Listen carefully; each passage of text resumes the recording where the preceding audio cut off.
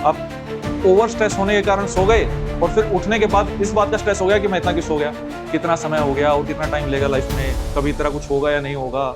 इस तरीके की जब बातें हम सोचते हैं, हम और ज़्यादा फ्रस्ट्रेट होते हैं और जब फ्रस्ट्रेशन बढ़ती है, तो पॉजिटिव रिजल्ट नहीं आते दोस्त। स्टार्टिंग में आप क्या पता 10 पेज लिख दो, 10 पेज लिखना है 10 पेज लिखो, इसमें 1 घंटा लग रहा है लगने दो। ये आपके माइंड को इतना ब्लैंक कर देगा ना, रिलैक्स कर देगा ना, उसके बाद आप जो भी पढ़ोगे वो सारा याद होगा। पेपर कैसा आएगा ये आपके हाथ में नहीं है, पेपर ईज़ी आएगा, टफ आएगा, मॉडरेट आएगा। पेपर एक्सट्रीम टफ आया है, लेकिन उस पेपर को देख के आप रिएक्ट कैसा करते हो ये आपके हाथ में है। इसका कोई मेंटर आपको नहीं बोलेगा, लेकिन मैं बोलने जा रहा हूँ, ठीक है? It's very may be negative कि आपको चुभे वो बात।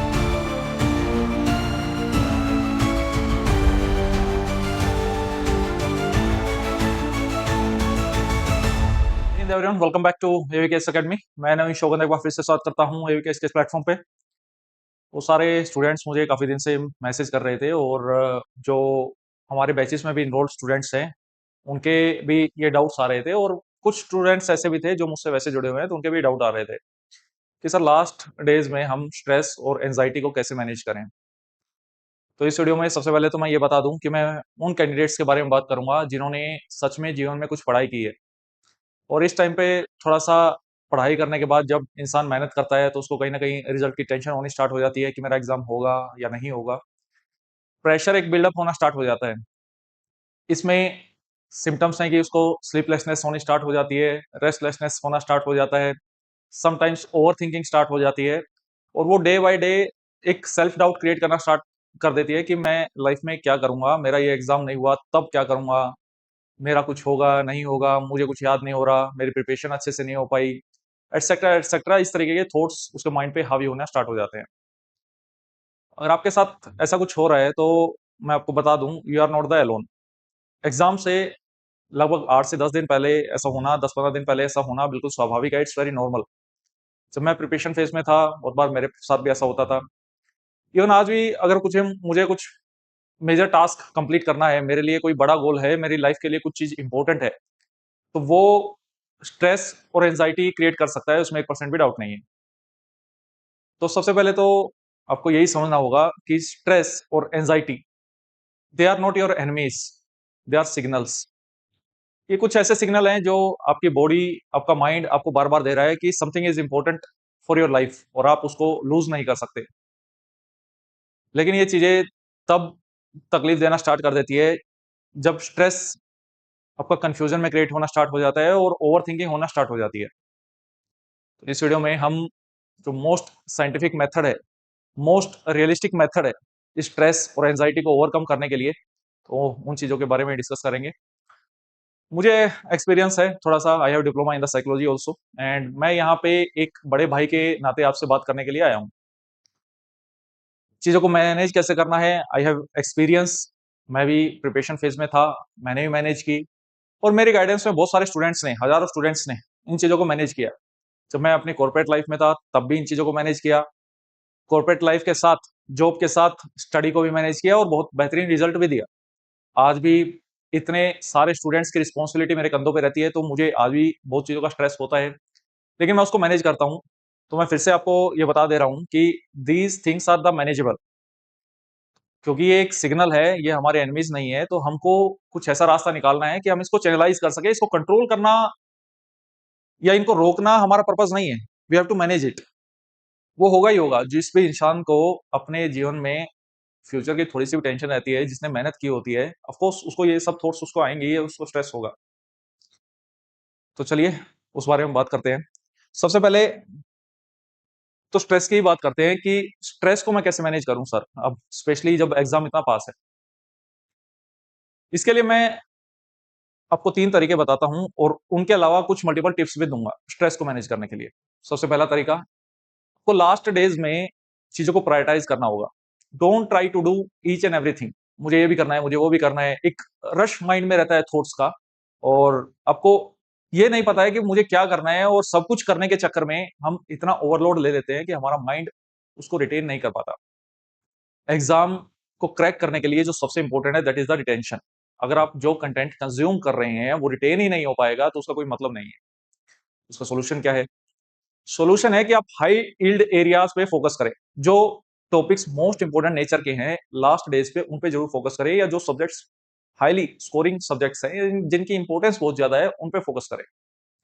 सेकंड, मीनवाइल इसमें मैं ये भी बोलना चाहूंगा कि बी सिलेक्टिव नॉट एग्जॉस्टिव। अपने डे को प्रॉपर प्लान करना है और प्लान करके उसको ब्रेक करना है 4 स्टेजेस में। अब मॉर्निंग वाली स्टेज हो सकती है, हमारी मिड डे स्टेज हो सकती है, then evening and the night. ये 4 फेज रहेंगे हमारे पूरे दिन के। इस फेज में जो सबसे बोरिंग टाइम होता है वो टाइम होता है दोपहर के 12 बजे से लेके 4 बजे तक, शाम के 4 बजे तक। और मिड डे का पार्ट हम इसको बोल सकते हैं। इसको कैसे मैनेज करें?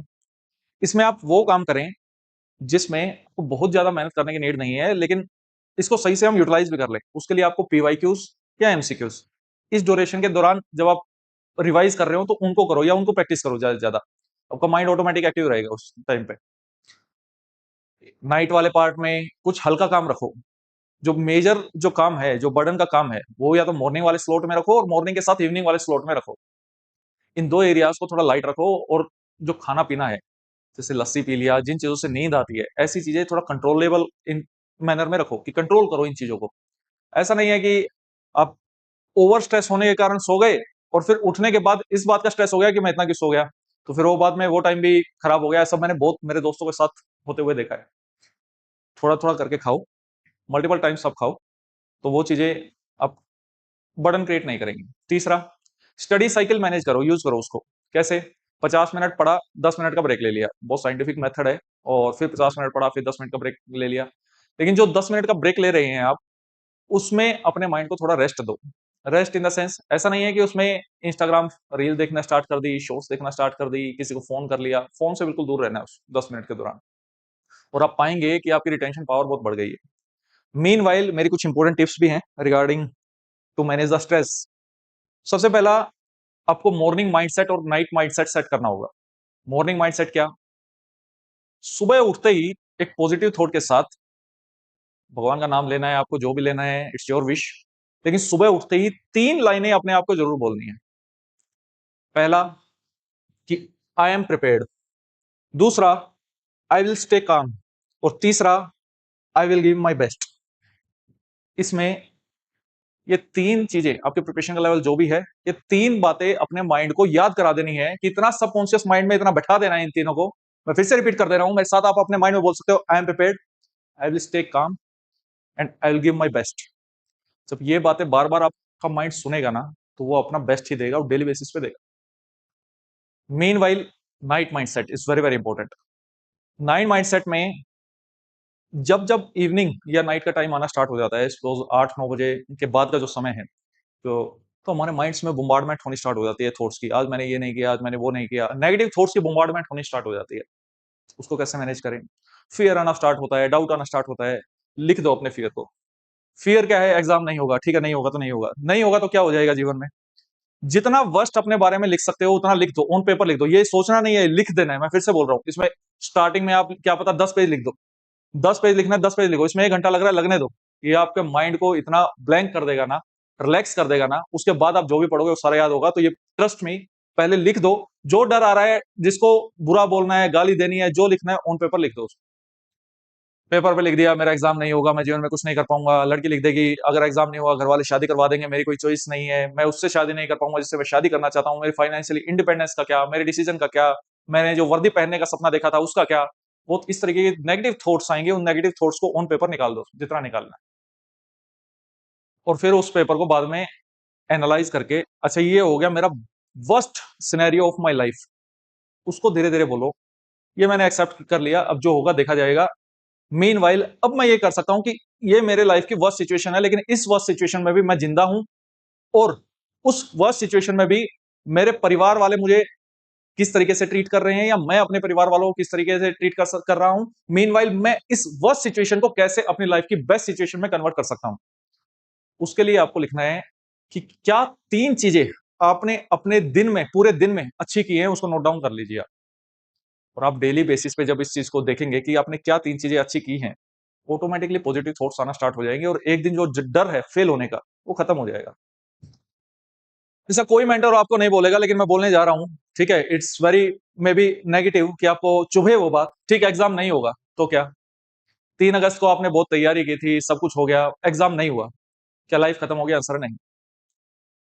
You have to diversify your energy.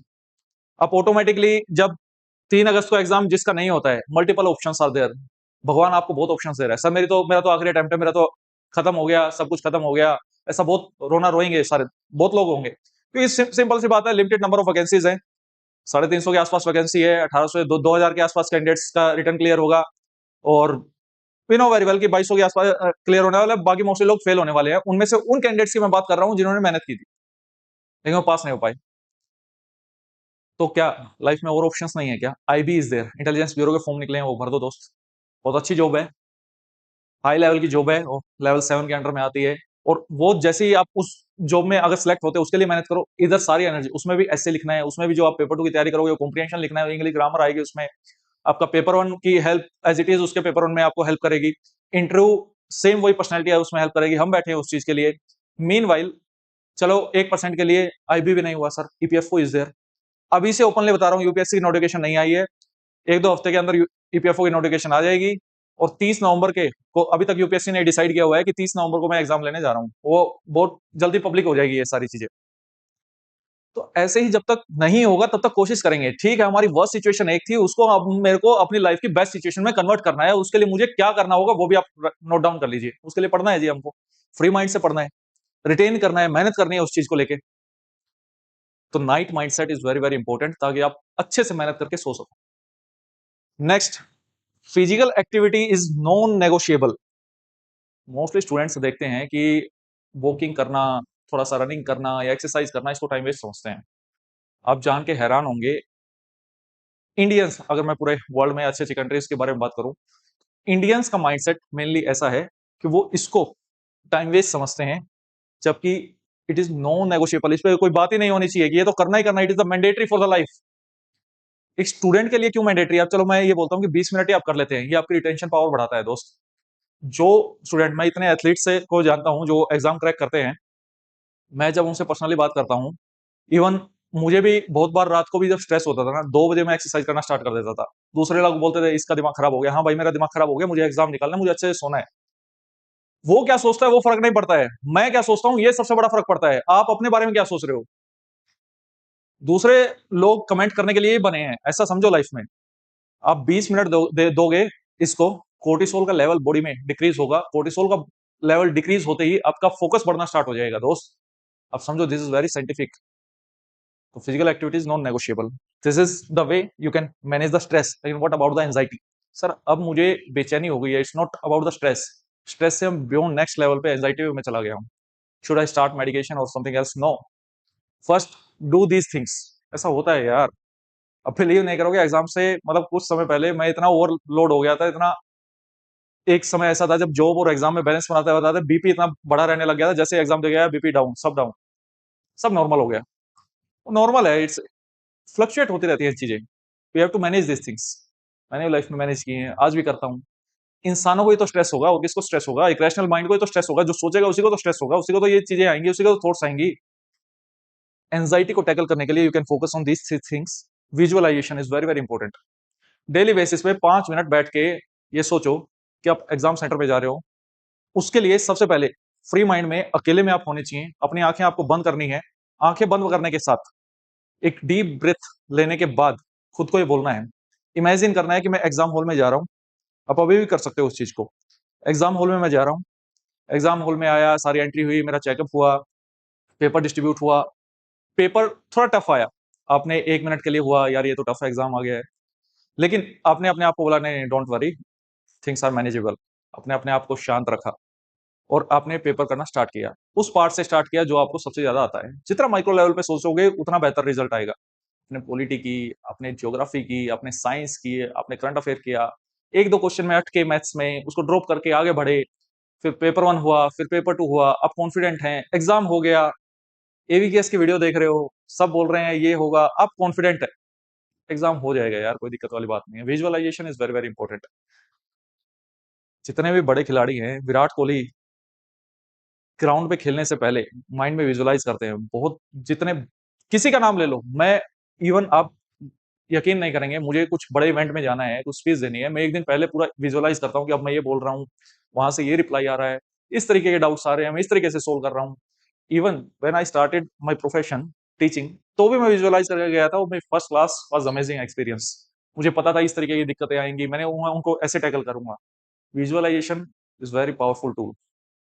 लेकिन जिन स्टूडेंट्स को ये बकवास लग रही है, उनका कुछ हो भी नहीं सकता लाइफ में, क्योंकि they are not helping themselves. भगवान भी उसी की हेल्प करता है जो खुद की हेल्प करने में बिलीव करे।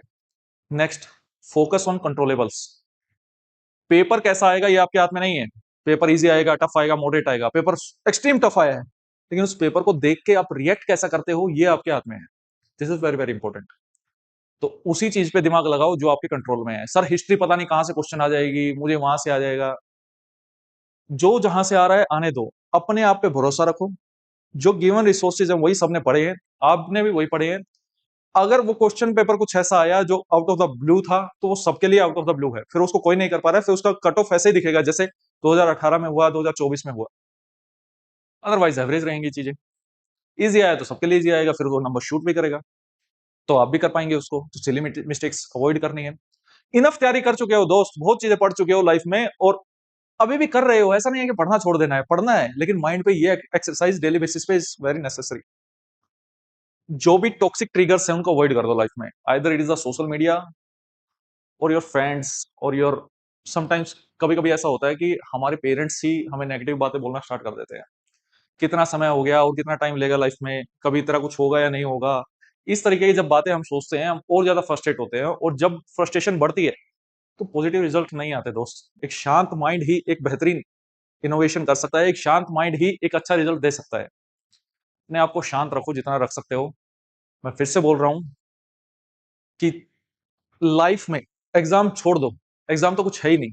तो in my last words of this video I want to say you कि you are not preparing for an particular exam, you are preparing for the life.